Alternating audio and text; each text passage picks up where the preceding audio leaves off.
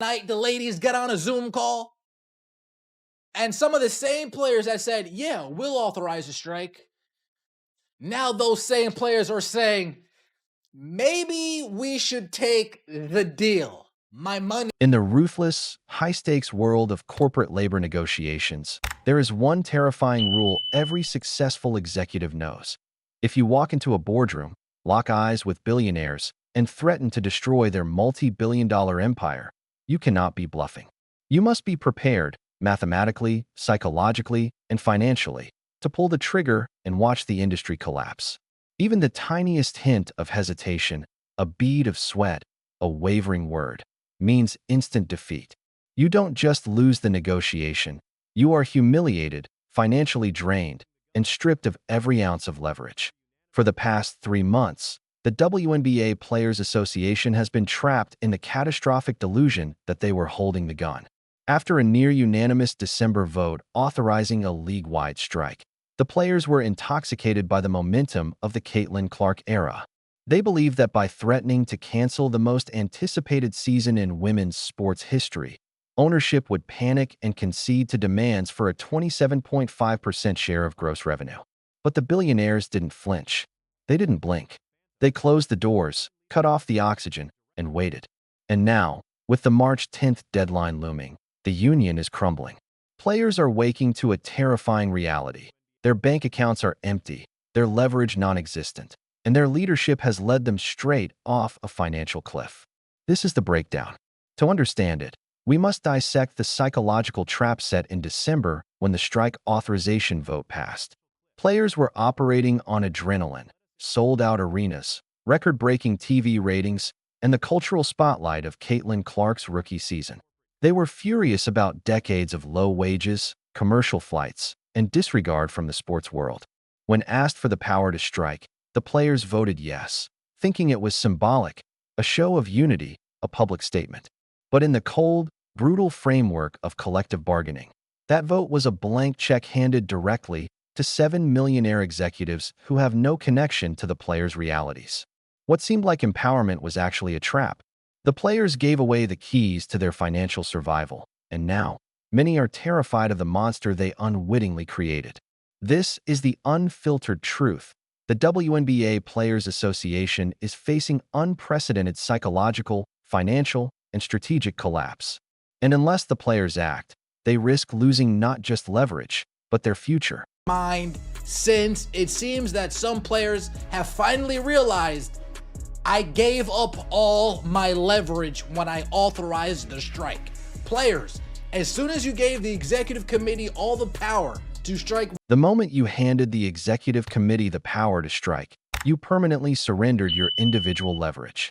This is the brutal, unvarnished truth of labor union politics, a trap that often destroys working-class athletes. To understand the stakes, you have to see the vast financial chasm separating union leadership from the average WNBA roster. The executive committee is dominated by the league's wealthiest, most insulated superstar veterans.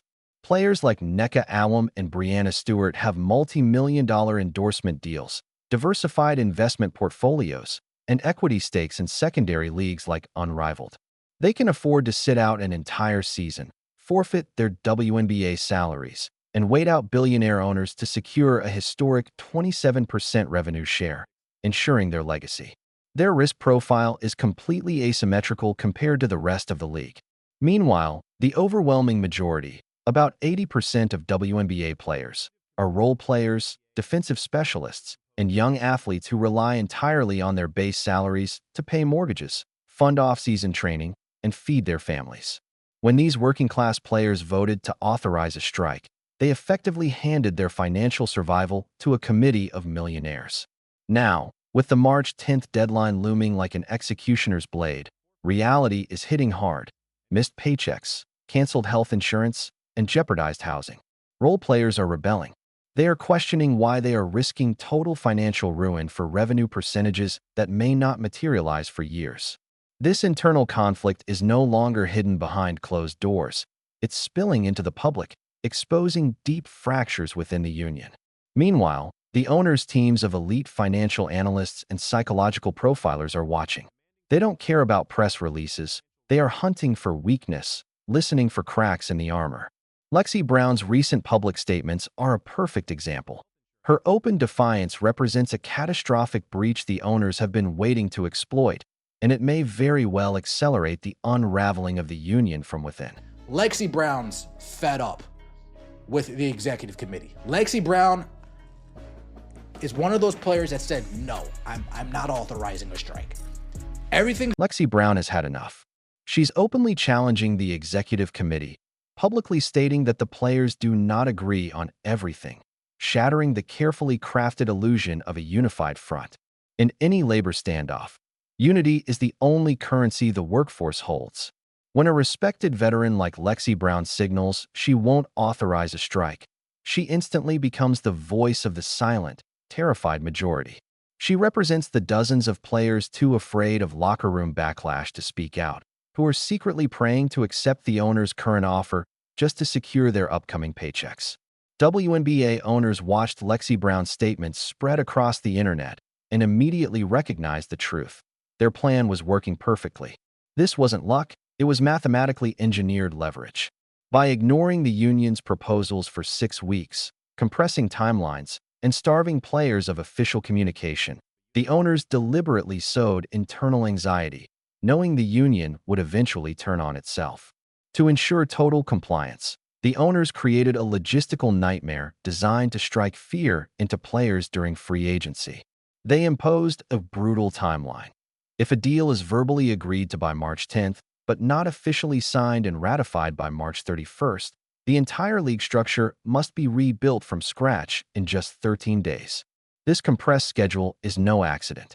It's a strategic maneuver meticulously designed to strip the players of negotiating power, force compliance, and maximize control.